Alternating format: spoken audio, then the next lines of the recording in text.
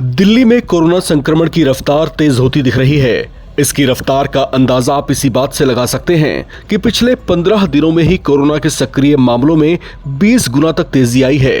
Corona पीड़ितों की संख्या में लगातार इजाफा होता जा रहा है।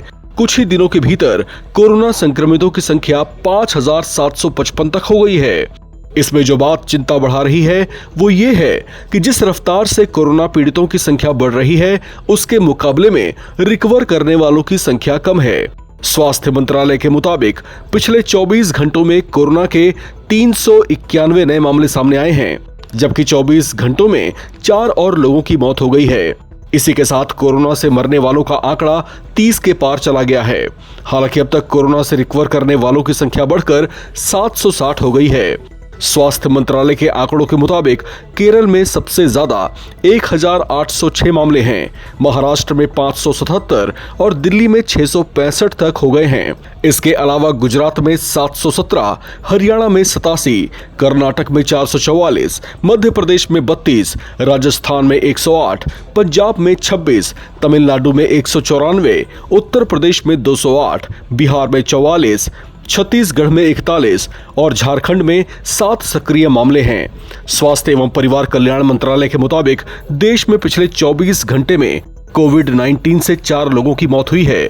भारत में कोविड-19 के कुल 5,755 एक्टिव केस हैं।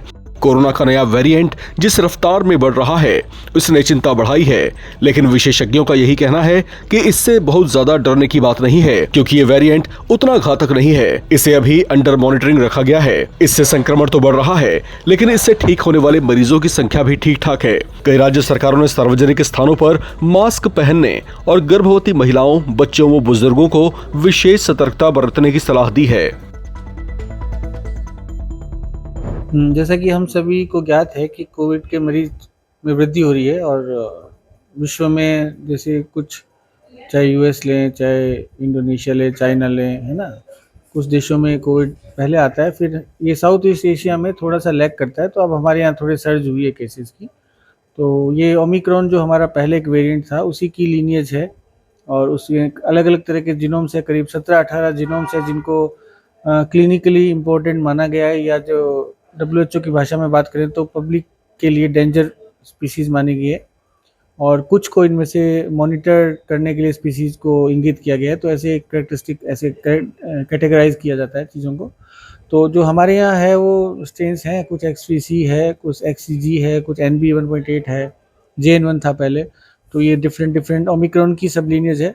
हालांकि ये बहुत ज़्यादा न्यूमोनिया या पैथोजेनिसिटी तो नहीं करती है, लेकिन इनकी इन्फेक्टिव रेट है, जो संक्रमणता करने की जो क्षमता है वो अच्छी खासी है। तो सामान्य वायरस की अपेक्षा ज़्यादा है, तो इसलिए फैल रहे हैं। और इसीलिए केरल में, महाराष्ट्र में, तमिलनाडु में, दिल्ली में और अब राजस्थान में भी कुछ केसेस अच्छी संख्या में हमें प्राप्त हुए हैं। और SMS में इसकी जीनोमिक सीक्वेंसिंग भी की जा रही है, ये बहुत अच्छी बात है। सर्विलांस चल रहा है इसका। और सिम्टम्स की बात करें तो सामान्य सिम्टम्स वही है जो एक सर्दी जुकाम में होते हैं, उसमें तेज बुखार, गले में खराश, खांसी, और अगर ध्यान नहीं दिया जाए तो लेटर और न्यूमोनियाज। कुछ केसेस में उल्टी, दस्त या लो ग्रेड फीवर भी देखा गया है। तो कुछ हल्का सा इसकी सिम्टोमेटोलॉजी में भी चेंज हुआ है। ट्रीटमेंट तो वही है और वैक्सीन भी इफेक्टिव है, हालांकि पूरी तरह से नहीं होगी क्योंकि नए म्यूटेटेड वायरस है, लेकिन कुछ हद तक वैक्सीन इफेक्टेड है। वैक्सीन लगाने की जो गाइडलाइंस है वो केवल इम्यूनो कॉम्प्रोमाइज्ड और 60 साल से ऊपर और हेल्थ केयर वर्कर को अभी एडवाइस किया। आप सामान्य आदमी के लिए, जनरल पॉपुलेशन के लिए अभी एडवाइजरी नहीं है। और जहाँ तक इस अस्पताल की बात करें, सभी हमारे उच्चाधिकारियों के निर्देश हैं कि हमारी तैयारी पूरी रहे, सजग रहें, सतर्क रहें। हमने एक वार्ड भी इसके लिए चिन्हित करके खाली रखा हुआ है, और डॉक्टर्स और नर्सिंग स्टाफ का सेंसिटाइजेशन प्रोग्राम भी मेडिसिन विभाग और NSC विभाग के माध्यम से शुरू किया है। और जो ड्रग्स की स्टॉक्स हैं, चाहे रेमडेसिविर हो, चाहे दूसरी दवाइयाँ हो, और पूरी चाक चौबंद व्यवस्था करने का प्रयास किया गया है। और किसी भी तरह, यदि हाँ बिल्कुल, यदि हम इस स्टेज से बचना चाहते हैं तो आम आदमी से मैं यही अपील करूंगा कि जो भी एडवाइजरीज, चाहे वो कोई केंद्रीय एजेंसी हो, चाहे राज्य स्तरीय एजेंसी हो, उनकी पालना करें, क्योंकि वो काफ़ी चिंतन मनन और मंथन के बाद ये एडवाइजरी जारी होती है। तो मास्क लगाएं, भीड़ भाड़ से बचें।